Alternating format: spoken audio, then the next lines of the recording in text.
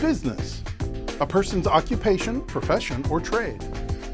Connection, a relationship in which a person or idea is linked or associated with something else. Welcome to Business Connection. Each week, our program will offer inspiration to navigate the business world.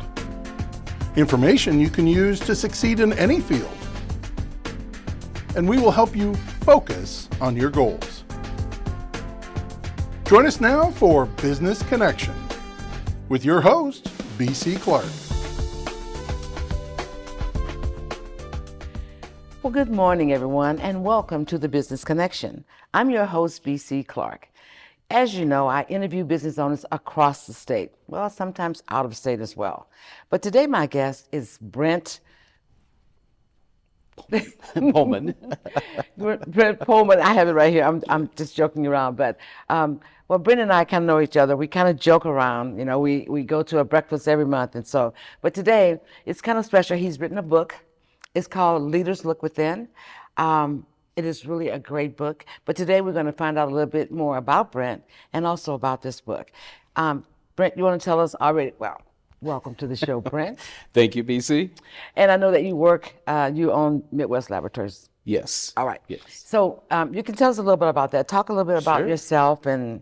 Okay, I'll give you the quick minute on Midwest Laboratories. Okay. Midwest Laboratories was founded by my father in 1975. We moved to Omaha, and we've been in business almost 50 years. Woo. And family-run business. I worked there through high school and college. And Midwest Laboratories is a testing. We started on the agricultural side with soil, plants, and water, and we've expanded into food, pet food, micro testing, and it's just been a phenomenal growth over these almost 50 years. Wow. So again, I worked through high school, college, and then my dad and I had a agreement that I need to go out and into the real world and get some professional experience, and then think about if there was a time or chance to come back. And I came back in 2005.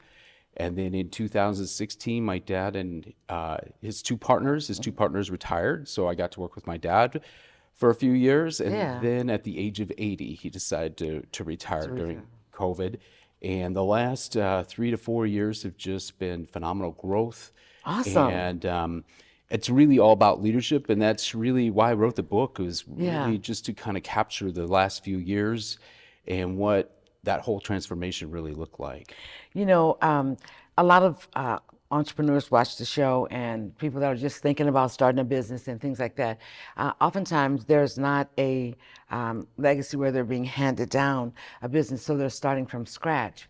And so in your case, things were already put together. But although you had to have a learning curve, and I thought that was really smart of your dad to say, okay, go out into the real world so you can see how things really work. Because even though this is a real company here, I need you to pick up some things out there that you'll really need when I turn this over to you, right? Yeah. Oh, absolutely. Absolutely correct. I think that was just really profound wisdom there in having me go out. If I would have came right out of college, I would have always wondered what's on the outside. Right, yeah. And I would have always been looking. But after seeing that, working in the corporate world at places like Mutual of Omaha, HDR, seeing where I could go, I felt that there was a real opportunity coming back at Midwest Laboratories. Well, absolutely, and I you know, I applaud you for that you thought about it, because most people don't get it. You know, sometimes they're handed things and they walk away because they think the other side is better, and then they end up being the prodigal son. But anyway, I think what I like for you to just talk about a little bit is like once you took over and you became the actual business owner of the whole business, you know, what were some of the things that challenged you? Oh gosh, as a business owner? Well, and I think that's where there are many, by the way.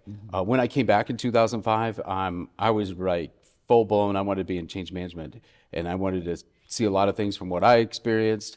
And my dad was like, whoa, you know, hold on, slow down, and you need to learn the business a little bit more. And which again, I was really good to hear. I didn't want to hear that, but I had to hear that and learn to get to know the business more.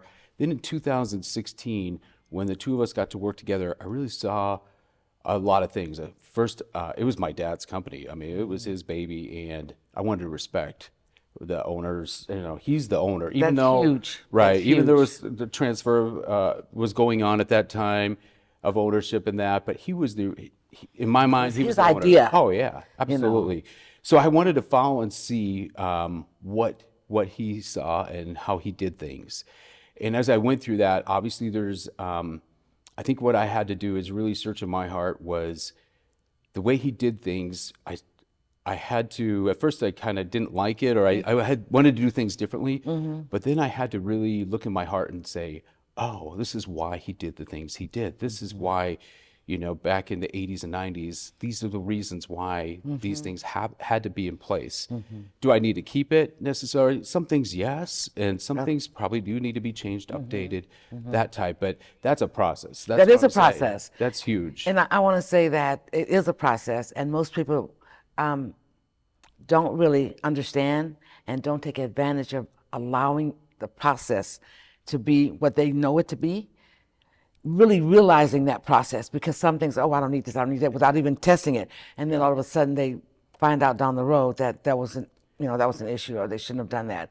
What I love about it is that, and again, you know, somebody that's just starting a business, like I want to go back to your dad who had that idea for that business, you know, and they don't have all the resources back then that they have today. And I wonder, you know, as he was thinking about starting this business, you know, just what was that? Do you have an idea of what that thought process was? And the reason why I'm asking is because some of those young entrepreneurs that are out there who are starting a business right now, who think that, oh, you know, yeah, I can just go now, you know, I see what they're doing, I can just go and do it, I can do it my own way, and I'll make more money, and I'll do this, this, and this.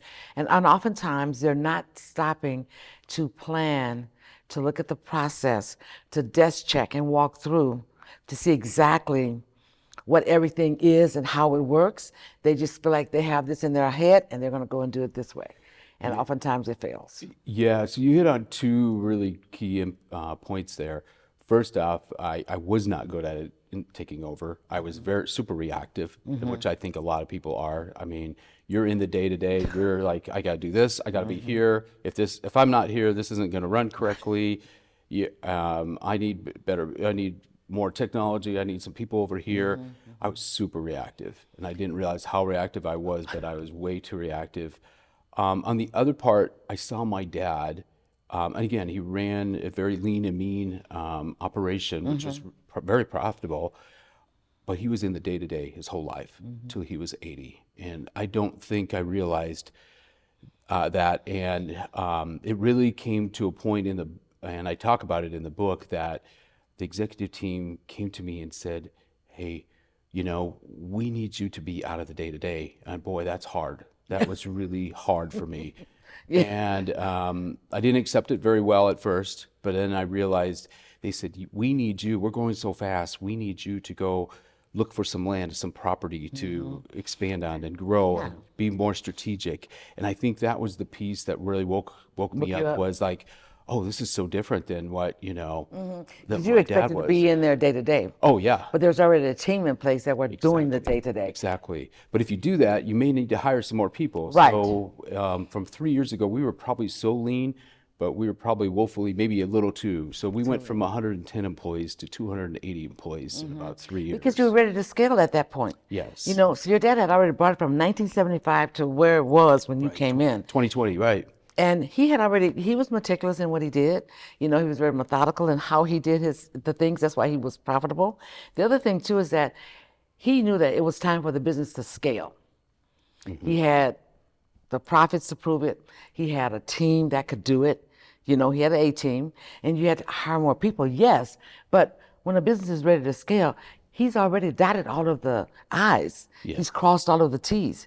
So then he said, son, Yeah. you know, but son Yeah. was wanting to work in the day-to-day because son didn't realize he didn't need to really be in the day-to-day. Right, right. So and I think that was huge, and thankfully I have a really good executive team, and we've built these, and it used to be like that was the executive team and everybody else. Yeah. And now we have about Middle. two more layers. We have two more layers. Good. And I used to think that was, again, I used to think that was not good because I didn't want to end up being a big corporation and still Right. wanted the smallness. But I think the three keywords which my chief strategy officer really gave me in the book, Dana, is people, process, and technology in that order. In that order. In that order. So people first. We have to Yes. find the right people and get them in the right position. We need to take care of people. And you'll go faster with people than anything else, than any process or any technology. And it was probably the best advice. And I'll never forget that presentation she gave to me and those terms. And that just really stuck with me. Yeah. And so from then, I really started that people first mentality. And it was really resonating in my heart. And I thought, oh, this is what needs to happen. I think when companies become, or should, they are people focused first, that means internal employees, and then customer focused next. I think you have to do both those things really well, because in today's market, people are not staying around for people who want to taskmaster, No. they're not going to stand around. And if they're not treated right, they just go to the next place. It's so many jobs out there.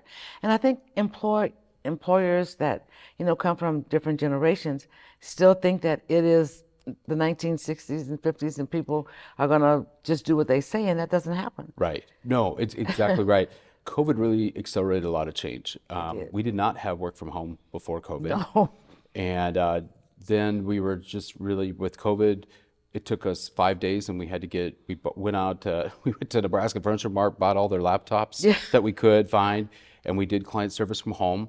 One of the things from day one, my dad always said is, whenever somebody calls in, there needs to be a live voice on the other end. Yes. You won't see we don't have any system in place. We will never have a system in place to push 1 for this or 2 for this.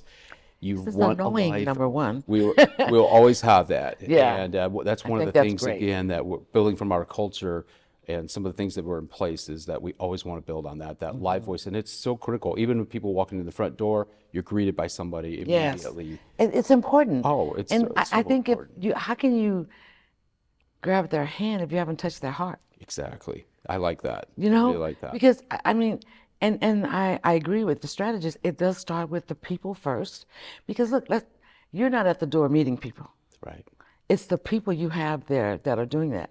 So if they are not culturally and feel the same way that that your father's built, then that's not going to be a good thing. Right. So if we take care of people, which is internally, and then we remember to be customer focused. So no matter what we feel, all this, it's about the customer first. So people and customers. If we're not focused on those two, the company just doesn't rise and get to that place where it needs to go. No, absolutely. And I think people in today's society have forgotten that. They're not customer focused anymore.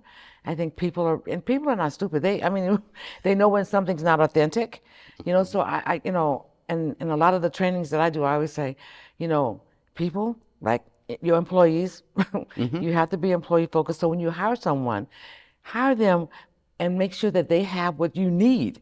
Because if they don't, you're going to spend a whole lot of time training them and you don't have that kind of time. Right.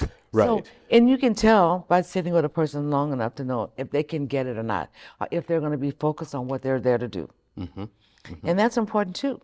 Absolutely. So if you have anybody that's not used to hiring people that have the wherewithal, because we have bodies nowadays, and they just, oh yeah, we'll take you, and you, and they don't even know the skills. Yeah. So we have to be focused on the people that we hire and making sure that we're hiring people with the right skills that we can then put them to work and they can hone on those skills. But we don't do that anymore. We don't even train anymore. We just hire people.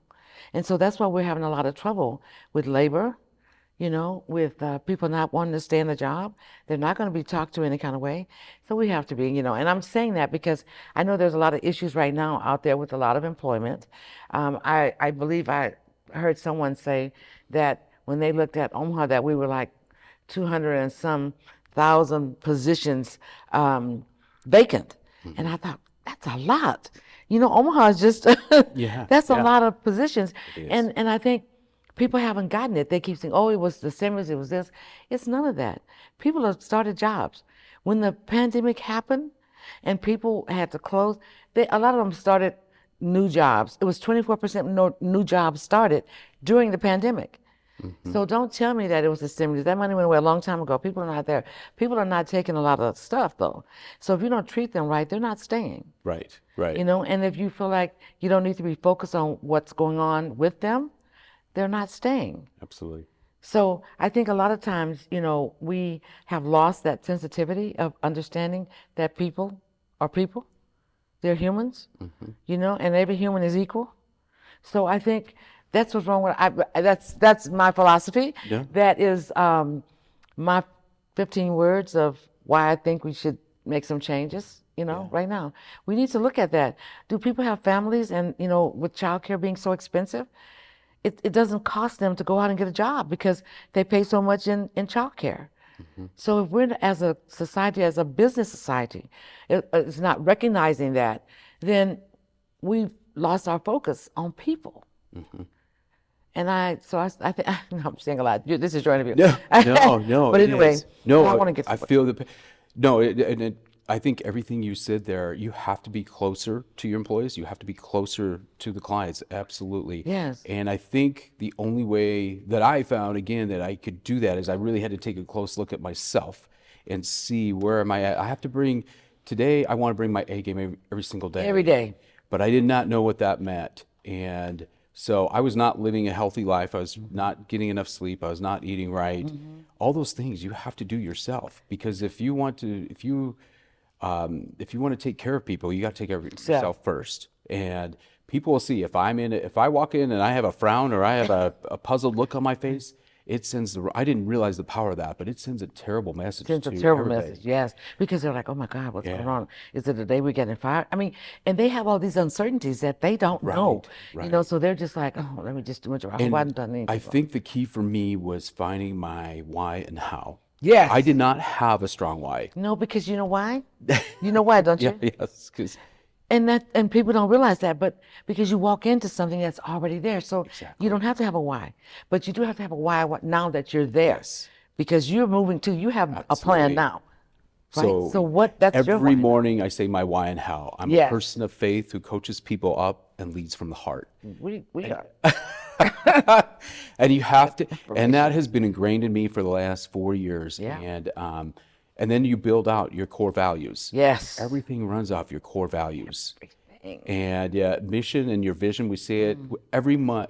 We started doing this just right before COVID, and then we had to kind of shut it down and do it online. But we have a town hall with all of our employees, all 278. That's so good. They can watch it online through Teams, or they can be in person and come and hear it. But we want to talk about the company. We want to celebrate wins. We want to recognize people for what they're doing. And you bring that closeness, and you bring, as you've said in so many words, you have to bring your clients and your employees with you as you go on this journey all the time.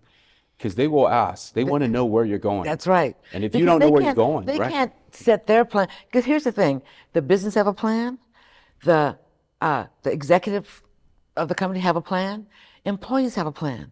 So if they don't understand what the mission and the vision is, how can they set their plan to work with the company? Right. And I think people lose that. They think they're just employees. They're going to do what we say do. It's not like that anymore. No, it's not. No, it's not. You know? And I think the thing for me, I've really changed it around, is for our employees, I want them to have their own dreams. I'm there to support them and their families. It's a huge responsibility. And but they have to have their dreams. I want them to have their dreams. If they're outside of work, if they have dreams for the future, home, family, vacation, get college. All those things together, every person has their own dreams, and we're just one little small piece in that part of their life. But if they know that we care, and show that, to your point, you have to be authentic about it. And I think the best way that I learned how was, and I really learned this the hard way when we were all wearing masks in COVID, was I didn't know we didn't shut down. We were adding employees all the time, and I didn't know people's names. So I made it a point about 3 months ago to meet with every department as a group. And I said, I want to learn all your names because I know if I can call every employee I see in the hall by their name, It it's means so personal. much. Oh, it does. It's I'm telling you, personalized. that means And that's so huge. much. It is huge. It is. And it's these things that, again, that as a leader, you have to, I really think you have to discover those as yourself. You have to really find that yourself. I can't give you, Yeah. my book is not a 12 steps to be an effective leader. It's not a self-help book. You have some lot, I you give got a you lot some- of good stuff in here, though. I give Okay, we're you- going to talk about it right now. But I think everyone has to find that. Yeah. And you really, I agree. It's a personal journey to find And I that. think that if you haven't settled yourself, if you haven't defined yourself, if you're not purposely walking in that, what you've been given in that assignment, you can't help anyone else. You absolutely, I totally agree with you. Yes, totally agree with know, you. And so you've worked with those people, and I Yes, have too. And so, I mean, that's just what it Yeah. is. I want to talk to you. What do you mean in the book when you say listening to my heart? Listening to my heart, I think it's just an openness. I used to think that you should close your heart and not let stuff in. Yeah. So I lived it pretty much the opposite way. Was like I'm not letting anything get too close to me. I used to be like that too. I think, and not to cut you off, but I think that you're protecting your feelings, your heart, the hurts and things. And if you've had any hurts, whether they were just minor hurts or whatever, you tend to protect that. Yes. And so you move slowly or build walls around it so it can't be, cracked. So today I would tell you that vulnerability is a strength. It is. It is. It's a muscle. We You don't have know to it work when we're at it. going through it, though. You don't know. No. You don't know it till after you've gone through. Yeah. Okay. I'm kind of stop. But Oh, that's good. No, it's absolutely right. Yeah. Absolutely right. It's you have to experience it to understand how powerful it is, and it is a powerful tool. So you and I have discovered that. So let's talk about fight or flight. Oh goodness! See, and you see, every time I used to be so reactive, before I probably would have said no. Let's not talk about that, But you see me take a deep breath because I always some certain things trigger me, and when I think of fight or flight, that's who I was. I still every time I hear those words, I was too. It does. It Let's does. go to the golden opportunity. I don't know what you're gonna pick out of the book, but No.